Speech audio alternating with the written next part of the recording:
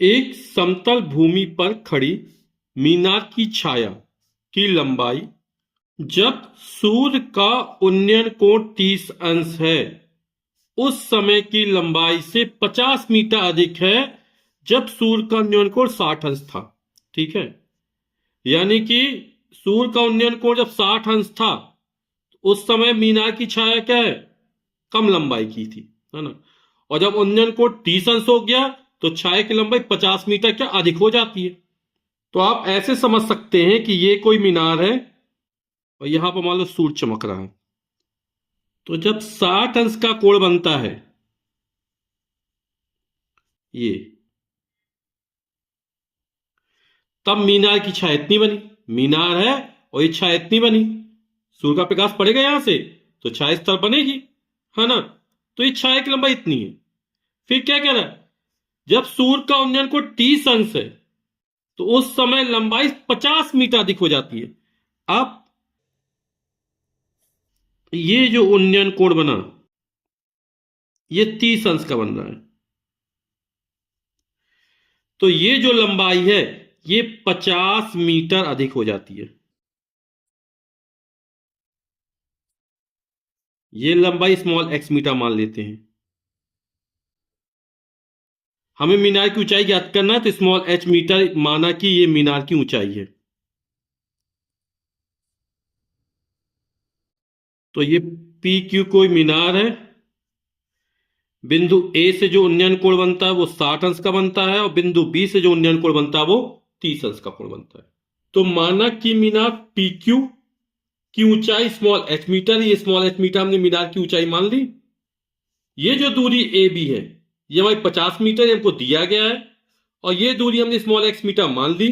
और एक उन्नयन कोण 30 अंश का बन रहा है, दूसरा उन्नयन कोण 60 अंश का बन रहा है।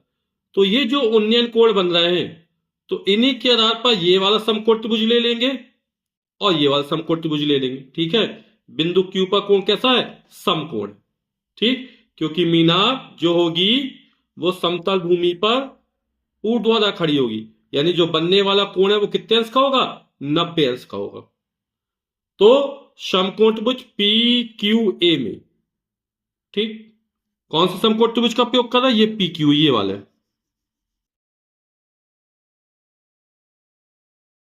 ये वाला कोण 60 अंश का है ना। कोण के सामने लंब और जिस पर कोण बनता है वो आधार, यानी टेन का प्रयोग करेंगे या कॉट का प्रयोग करेंगे, है ना। तो टेन 60 अंश, टेन 60 डिग्री। और टेन थीटा वाला क्या होता है, लंब बटे आधा।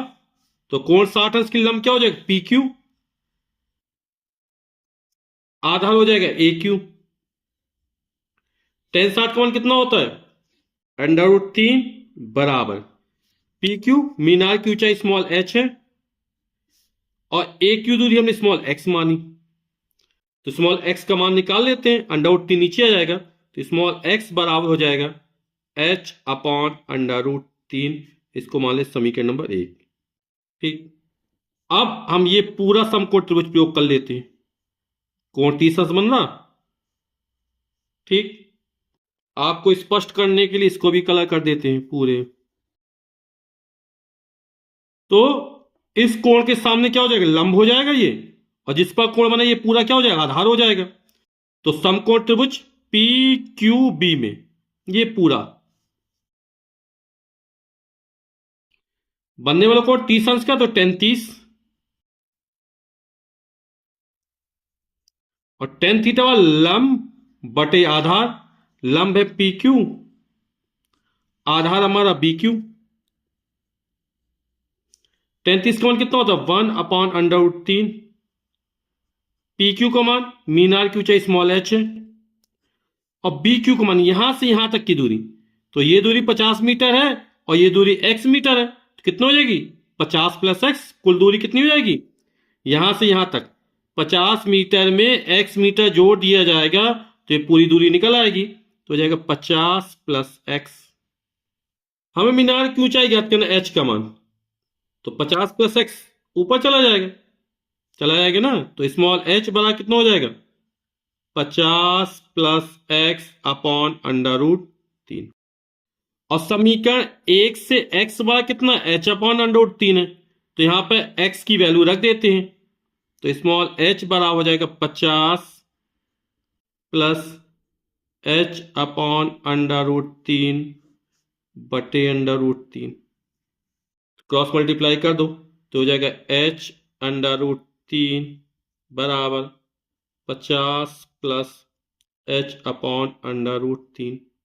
पूरे में √3 का गुणा कर दो, तो √3 के इसमें गुणा होगा तो √3 हो जाएगा, तो हो जाएगा 3h। इसमें √3 का गुणा होगा तो 50 √3 हो जाएगा। इसमें √3 को √3 से √3 कट जाएगा, बचेगा h। ठीक, हमने क्या किया, पूरे में √3 का गुणा कर दिया। या फिर आप यहां पे लघुत्तम लेंगे, √3 आएगा तो बटे में क्रॉस मल्टीप्लाई होगी, 50 √3 हो जाएगा, जैसे करना चाहे आप। ठीक, अब h का पक्षांतर कर दो तो हो जाएगा 3h माइनस h बराबर 50 √3। 3h में h जाएगा तो 2h बराबर 50 √3। 2h बराबर 50 h का मान निकाल, h बराबर कितना हो जाएगा 50 √3, और ये 2 बटे में चले जाएगा, और 50 में 2 का भाग करें कितना आएगा 25 √3, और ऊंचाई के मतलब मीटर। तो स्मॉल h का मान निकल आया, यानी जो मीनार की ऊंचाई है वो कितनी है 25 √3 मीटर, और यही हमारा उत्तर हो जाएगा। तो उत्तर जो है मीनार की ऊंचाई 25 √3 मीटर है।